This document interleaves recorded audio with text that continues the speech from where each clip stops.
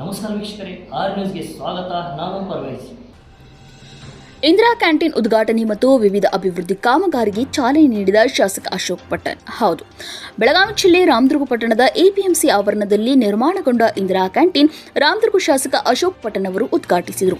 ಕಡಿಮೆ ದರದಲ್ಲಿ ಆಹಾರ ವಿತರಿಸುವ ಇಂದಿರಾ ಕ್ಯಾಂಟೀನ್ ಬಡವರಿಗೆ ವರದಾನವಾಗಿದೆ ಎಂದು ತಿಳಿಸಿದರು. ಇನ್ನು ಪಟ್ಟಣದ ಎಪಿಎಂಸಿ ಆವರಣದಲ್ಲಿ ಇಂದಿರಾ ಕ್ಯಾಂಟೀನ್ ಉದ್ಘಾಟಿಸಿ ಮಾತನಾಡಿದ ಅವರು, ಬಡ ಜನತೆಗೆ ಅದರಲ್ಲೂ ವಿದ್ಯಾರ್ಥಿಗಳಿಗೆ, ಕೂಲಿ ಕಾರ್ಮಿಕರಿಗೆ ಕಡಿಮೆ ದರದಲ್ಲಿ ಹಸಿವು ನೀಗಿಸಲು ಇಂದಿರಾ ಕ್ಯಾಂಟೀನ್ ಸಹಾಯವಾಗಲಿದೆ. ಕ್ಯಾಂಟೀನ್ನಲ್ಲಿ ಗುಣಮಟ್ಟದ ಆಹಾರ ಪೂರೈಕೆ ಜೊತೆಗೆ ಸ್ವಚ್ಛತೆ ಅಗತ್ಯ ನೀಡಲು ಸೂಚಿಸಿದರು. ಇನ್ನು ಇಂದಿರಾ ಕ್ಯಾಂಟೀನ್ ಉದ್ಘಾಟಿಸಿದ ಬಳಿಕ ಶಾಸಕ ಅಶೋಕ್ ಪಟ್ಟಣ್ ಅವರು ಕ್ಯಾಂಟೀನ್ನಲ್ಲಿ ಸಾರ್ವಜನಿಕರಿಗೆ ಉಪಹಾರ ನೀಡಿದರು ಮತ್ತು 2024-25ನೇ ಸಾಲಿನಲ್ಲಿ ಸನ್ಮಾನ ಶಾಸಕರ ಎಸ್ಎಫ್ಸಿ ವಿಶೇಷ ಅಭಿವೃದ್ಧಿ ಅನುದಾನ ರೂಪಾಯಿ 20 ಕೋಟಿಗಳಲ್ಲಿ ಮಂಜೂರಾದ ಕಾಮಗಾರಿಗಳಿಗೆ ಭೂಮಿ ಪೂಜೆ ಮಾಡಿದರು. ಇನ್ನು ಈ ಸಂದರ್ಭದಲ್ಲಿ ಮಾತನಾಡಿದ ಶಾಸಕ ಅಶೋಕ್ ಪಟ್ಟಣ್ ಅವರು, ಬಿಜೆಪಿ ಕಾಂಗ್ರೆಸ್ ಅನ್ನದೇ ಯಾರು ಅಭಿವೃದ್ಧಿ ಮಾಡುತ್ತಾರೆ ಅವರಿಗೆ ಮಹತ್ವ ಕೊಡಿ. ನಾನು ಅಭಿವೃದ್ಧಿ ಕೆಲಸ ಮಾಡಿದರೆ ನನಗೆ ಸಪೋರ್ಟ್ ಮಾಡಿ, ಇನ್ನೊಬ್ಬರು ಅಭಿವೃದ್ಧಿ ಕೆಲಸ ಚೆನ್ನಾಗಿ ಮಾಡಿದರೆ ಅವರಿಗೆ ನಾನು ಸಪೋರ್ಟ್ ಮಾಡುತ್ತೇನೆ. ನೀವು ಸಪೋರ್ಟ್ ಮಾಡಿ ಎಂದು ಪಕ್ಷಪಾತ ಮಾಡಬೇಡಿ. ರಾಜಕೀಯ ಮುಖ್ಯವಲ್ಲ. ರಾಮದುರ್ಗ ಪಟ್ಟಣವನ್ನು ಬೆಂಗಳೂರು ಸಿಟಿಯನ್ನಾಗಿ ಅಭಿವೃದ್ಧಿಪಡಿಸುವುದು ಮುಖ್ಯ ಎಂದು ಹೇಳಿದರು. ಇನ್ನು ಈ ಸಂದರ್ಭದಲ್ಲಿ ಪುರಸಭೆ ಅಧ್ಯಕ್ಷ, ಉಪಾಧ್ಯಕ್ಷರು, ಸ್ಥಾಯಿ ಸಮಿತಿ ಅಧ್ಯಕ್ಷರು ಮತ್ತು ಎಲ್ಲ ಸದಸ್ಯರು, ಪುರಸಭೆ ಮುಖ್ಯ ಅಧಿಕಾರಿ ಈರಣ್ಣ ಗುಡದಾರಿ, ಸಿಬ್ಬಂದಿ ವರ್ಗದವರು ಉಪಸ್ಥಿತರಿದ್ದರು. Bureau report, R news Kannada. ಎಲ್ಲ ಸದಸ್ಯರುಗಳೇ ಮತ್ತು ವೇದಿಕೆ ಮೇಲೆ ಕೂತಿರ್ತಕ್ಕಂಥ ಎಲ್ಲ ಗಣ್ಯರೇ, ಇಲ್ಲಿ ನೆರೆದಿರ್ತಕ್ಕಂಥ ಅಣ್ಣ ತಮ್ಮಂದಿರೇ ಮತ್ತು ಅಕ್ಕ ತಂಗಿಯರೇ, ಈ ದಿನ ಸುಮಾರು 20 ಕೋಟಿ ರೂಪಾಯಿ ಅನುದಾನ ತಗೊಂಬಂದು ನಮ್ಮ ರಾಮದುರ್ಗದೊಳಗೆ ಓಣಿ ಎಲ್ಲೆಲ್ಲಿ ಏನೇನು ಮಣ್ಣಿನ ರಸ್ತೆ ಎಲ್ಲ ಸಿಸಿ ರಸ್ತೆ ಮಾಡಬೇಕು ಅಂತ ಹೇಳಿ ನಾವು ಪ್ರಸ್ತಾವ ಸಲ್ಲಿಸಿದ್ವಿ.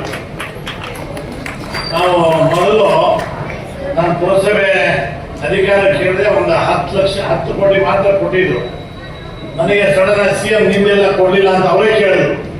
ಅದರಲ್ಲಿ 50 ಕೋಟಿ ಕೊಟ್ಟು ತೊಂಬೈ ಬಂದು ಅವರು 50 ಕೋಟಿ ನಾನು ಮತ್ತೆ ನದಾಫ್ ಬಂದು ಇಲ್ಲಿ ಫೋನ್ ಮಾಡಿ ರಾತ್ರಿ ತರಿಸ್ಕೊಂಡೆ ಮತ್ತೆ ವಾಪಸ್ 50 ಕೋಟಿ ಪ್ರಸ್ತಾವನೆ ಇಡೋಣ. ಎಷ್ಟು ಕೊಡ್ತಾರೆ ಕೊಡಿ, ಬರೀ 10 ಕೋಟಿ ಕೊಟ್ಟು ಮತ್ತೆ 2 ಕೋಟಿ ಕೊಡ್ತಾರಲ್ಲ ಅಂತ ಹೇಳಿ 50 ಕೋಟಿ ಪ್ರಸ್ತಾವನೆ ಸಲ್ಲಿಸಿದೆ. ನಮಗೆ ಬೇಕಾಗಿದೆ, ಎಮರ್ಜೆನ್ಸಿ ಬೇಕಾಗಿದೆ 10 ಕೋಟಿ ಇಲ್ಲ ಗೊತ್ತಲ್ಲ, ಪ್ರಸ್ತಾವನೆ ಮಾಡಿದ್ದೆ 10 ಕೋಟಿ ಬೇಕಾಗಿದೆ ಅಂತ ಹೇಳಿದೆ. ನಾನು 50 ಕೋಟಿ ಪ್ರಸ್ತಾವ 20 ಕೋಟಿ ನಾನು ಮಾಡಿಸ್ಕೊಂಡೆ. ಯಾಕಂದ್ರೆ ಎಲ್ಲ ಕಡೆ ನಾವು ಈಗ ನೀವೆಲ್ಲ ತಿಳ್ಕೋಬಹುದು, ಮುನ್ಸಿಪಾಲಿಟಿ ಒಳಗೆ ನಮ್ಮ ಪುರಸಭೆ ಒಳಗೆ ಬಿಜೆಪಿ ಅವರು ಇದ್ರು ಕೂಡ ನಾವು ಬಿಜೆಪಿ ಅವರು ಕಾಂಗ್ರೆಸ್ ಅಂತ ನಾನು ಮಾಡಲ್ಲ. ಎಲ್ಲ ಮಾಡೋದು ಒಂದೇ, ನಮಗೆ ಎಲ್ಲ ಮಾಡೋದು ನನ್ನ ಮೆಂಬರು. ಆದ್ರಿಂದ ಯಾವುದೋ ತಾರತಮ್ಯ, ಅಭಿವೃದ್ಧಿ ವರ್ಗಕ್ಕೆ ತಾರತಮ್ಯ ನೋಡಬಾರ್ದು ಅಂತೇಳಿ ಎಲ್ಲ ವಾರ್ಡ್ಗೂ ನಾವು ಕೆಲಸ ಹಾಕಿದ್ವಿ.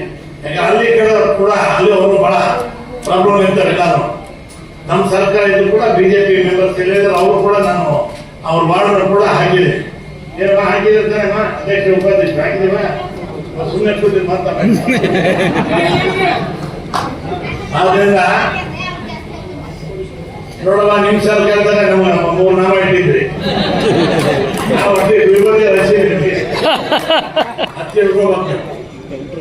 ಈಗ ಬಿಜೆಪಿ ಸರ್ಕಾರದ ಮೊನ್ನೆ ಈಗ ಸಿಎಂ 50 ಕೋಟಿ ಕೊಡ್ತಾ ಇದ್ದಾರೆ ಒಬ್ಬೊಬ್ಬ ಶಾಸಕರಿಗೆ. ಬಹಳ ಜನ ಬಿಜೆಪಿ ಲೀಡರ್ಗಳು ಸರ್ಕಾರ ಮುಖಾಂತರ ಬರದಾಗ್ಬಿಟ್ಟಿದೆ, ಇದು ಗ್ಯಾರಂಟಿ ಕಾರ್ಡ್ ಹಂಗಾಗ್ಬಿಟ್ಟಿದೆ. ಈಗ ಭಾಗ್ಯಲಕ್ಷ್ಮಿ 2,000 ರೂಪಾಯಿ ಕೊಡೋದು ಸ್ವಲ್ಪ ತಡ ಆಗಿರೋದು ನಿಜ.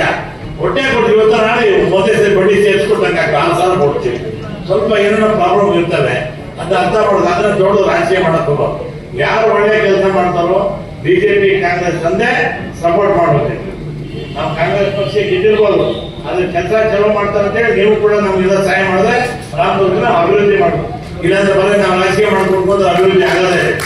ಮುಳ್ಳೂರು ಕೂಡ ನಿಮಗೆಲ್ಲ ಕೊಟ್ಟಿರೋರು, ಮುಳ್ಳೂರು ಕೂಡ ಬುತ್ತಿ ಕೋಪ ಅಂತ ಇದ್ರಲ್ಲ, ಎಷ್ಟು ಆಕ್ಸಿಡೆಂಟ್ ಆಯ್ತು, ಎಷ್ಟು ಜನ ಸಾಯ್ತಾ ಇದ್ರು. ಅದನ್ನ ಆಲ್ಟರ್ನೇಟಿವ್ ರಸ್ತೆ ಮಾಡ್ಬೇಕು. ನಾನು ಡೆಲ್ಲಿ 1 ವರ್ಷ 2 ವರ್ಷ ನಾನು ಓಡಾಡಿ ಮಾಡಿಸ್ಕೊಂಡೆ.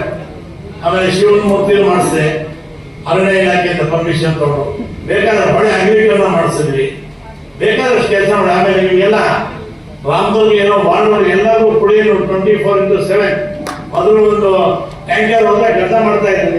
ನೀರಿಲ್ಲ ಅಂತ ಹೇಳಿ ಬೀದಿ ಒಳಗೆ ಬಂದು ಎಲ್ಲ ಹೆಣ್ಮಕ್ಳು ಗಲಾಟೆ ಮಾಡ್ತಾ ಇದ್ರು, ನಮ್ಗೆ ನೀರಿಲ್ಲ ಅಂತ ಹೇಳಿ. ಆಮೇಲೆ ಎಲ್ಲ ಹೆಣ್ಮಕ್ಳು ನೀರು ಕುಡಿದ ನೀವೆಲ್ಲ ಅಣ್ಣರೇ ನೀವೆಲ್ಲ ಅಮೃತ ಕೊಡ್ತೀವಿ ಅನ್ನೋದು. ಅಮೃತ ಬೇಡ ತಾಯಿ ಓಡ್ ಕೊಟ್ರೆ ಸಾಕಲ್ಲ ಅಂತಂದ್ರೆ ಹಂಗೂ ಕೊಡ್ಲಿಲ್ಲ, ಕೊಟ್ಟರು ಕೆಲವು ಕೊಡ್ಲಿಲ್ಲ. ಏನಾಯ್ತು, ನಮ್ಮ ಮನೆ ಮನೆಯಲ್ಲಿ ಗೆದ್ದೆ ಬಿಟ್ರೆ ಬೇರೆ ರಾಜಕೀಯ ಮಾತಾಡೋದು ಜಾಸ್ತಿ ಬೇಡ.